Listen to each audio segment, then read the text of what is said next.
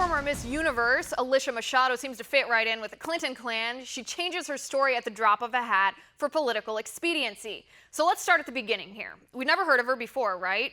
Until Hillary Clinton brought up her name in the debate, claiming she was treated poorly by Donald Trump. Take a look. He called this woman Miss Piggy. Then he called her Miss Housekeeping because she was Latina. Donald, she has a name. Where did you find her this? name Where is did you find Alicia this? Machado. Where did you find and this? she has become a U.S. citizen.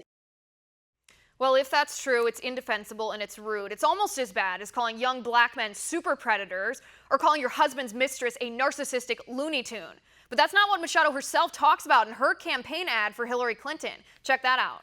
Tuve desórdenes alimenticios, no comía, yo me veía gorda, porque un señor tan poderoso había dicho que era así.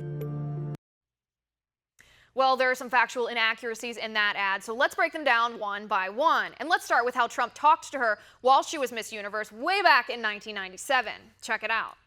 I felt that Alicia was one of the most beautiful women I'd ever seen. It was incredible, and all of the folks that were here agreed with that. Alicia is like me and like a lot of other people. I love to eat. We all love to eat. Not all of us. Some of you are lucky, but we eat. We like to eat. And she had tremendous pressure put on her with the win and everything else. Plus, she was going from country to country, all foreign places, and there was a huge amount of pressure. And some people, when they have pressure, don't eat. And some people, when they have pressure, eat too much, like me, but like Alicia. Joining me now is founder and proprietor of ReaganBaby.com, Megan Barth. Megan, thanks for being here. Thanks for having me back, Liz. Good to see you. All right, Megan, I'm looking forward to what you think about this because I think it's worse when women play the victim for reward's sake. When they play the victim in order to get their 15 minutes in the spotlight here, it's essentially the same as crying wolf. It diminishes the validity, the credibility that real victims have in the eyes of the public when these pretend victims are just doing it for attention. Yeah, exactly. And I wasn't surprised that Hillary Clinton got personal at the debate. I wasn't surprised that she stepped in the gutter because that's really all that she has. She can't defend her record. She can't defend this economy. She can't defend the record of Barack Obama and who she claims to double down on his record. So she seems to be very happy. So she has to get personal and she has to go in the gutter. But I was surprised at who she chose from the gutter, which was Alicia Machado. And when you look at Alicia Machado in her past, I don't think that she wants another 15 minutes of fame, nor do I think that Hillary Clinton wants to attach herself to the likes of Alicia Machado, because since then, her reign as Miss Universe, and since Donald Trump actually speaks very nicely about her and very fairly about her, it seems, she became a porn star. She had sex on public television, Spanish public television, while she was engaged to a different man. She was accused by a Venezuelan judge for attempting to assassinate or at least threaten his life after he convicted her drug kingpin boyfriend, who is claimed to be the father of her child. Now, the witness that came forward and divulged this information about the child was then executed.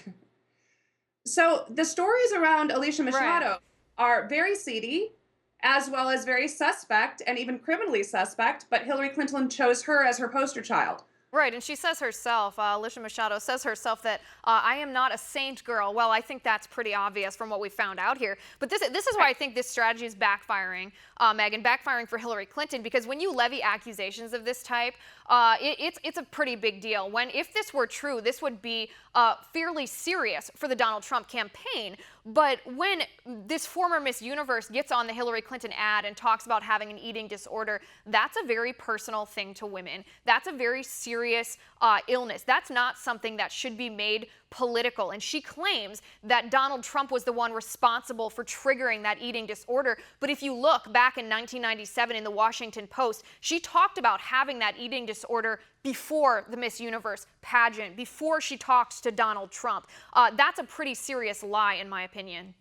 Yeah, absolutely. It is a serious lie because we do not take those types of issues lightly when it comes to eating disorders and bullying. But if Hillary Clinton wants to hold Donald Trump accountable to his words some 20 or 30 years ago, perhaps the press will hold Hillary Clinton responsible for her words some 20 or 30 years ago when she bullied and berated on the national stage Monica Lewinsky, when she did the same as far as conducting a smear campaign and led the smear campaign against the many women that came out against her husband. She and her henchmen, like James Carville, would smear, call them the Parade of Bimbos or the Bimbo Eruptions. You can drag a dollar through the trailer park when referring to Paula Jones and see what turns up.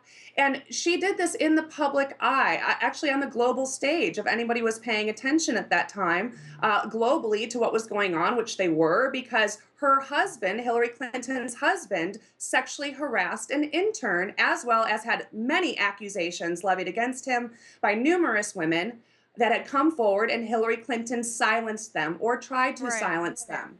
Right, and if you want to talk about comments here from the presidential candidates that are truly insulting to women, not just one woman, not just two, three, insulting to all women. Let's look at Hillary Clinton's comments here to young women like me, millennial young women. We're told by Hillary Clinton that we should vote for her because she's a girl and we are too. If that isn't the most insulting comment to make to young women, professional women, women with minds, that we should vote based on our gender, I don't know what is.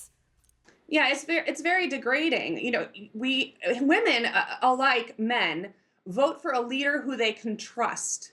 And this is Hillary Clinton's problem. She has a huge hill to get over with. But as women, I don't think that we should be diminished to say, hey, you know, just vote for the lady because we share body parts. No, we want a leader who we can trust. Character, integrity, a moral compass, and an ethical base are part of that. And as women, we should be expected to do more than simply what the progressives are asking women to do. And that includes the feminists. Absolutely, absolutely, 100%. I couldn't say it any better than that. So let's leave it on that note. Megan, thank you so much for being on the show today. It was great to talk to you.